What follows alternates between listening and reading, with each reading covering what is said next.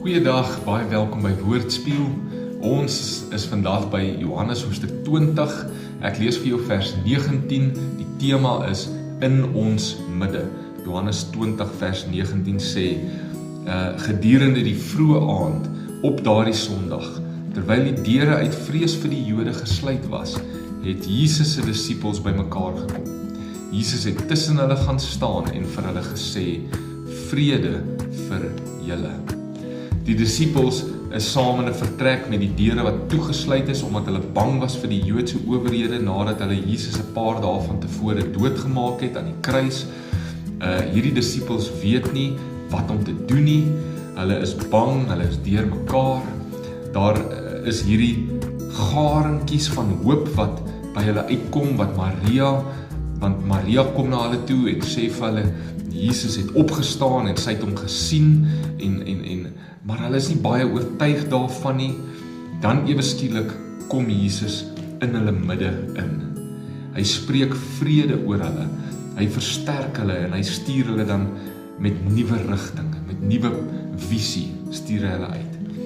Die geslote deure kon Jesus nie uithou nie.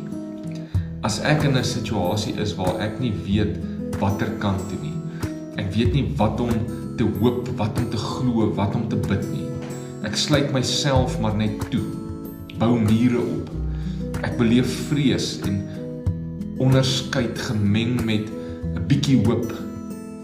Dan kom Jesus tog in daardie situasie in. Hy's nie bang vir my vrae nie, hy's nie bang vir my ongeloof nie, hy's nie bang vir my vrees nie. Hy kom in daardie situasie in. Al het ek mure opgebou, is die deure gesluit. Ek weet nie wat om te hoop of wat om te bid nie. Ek sluit myself toe. Ek beleef vrees, ek beleef onsekerheid. Dan kom Jesus in daardie situasie in. My onsekerheid en my vrees keer hom nie. Hy is genadig, hy kom versterk my, hy kom gee rigting. Mag jy dit beleef as jy vandag in so 'n situasie sit. Kom ons bid saam. Dankie Jesus, dat U in my situasies inkom. Dankie dat U nie eenkant bly nie. Kom nou ook in my geslote onsekerheid en my vrae in en bring vrede en rigting. Amen. Here seën jou, mag jy 'n wonderlike dag hê. Tot volgende keer.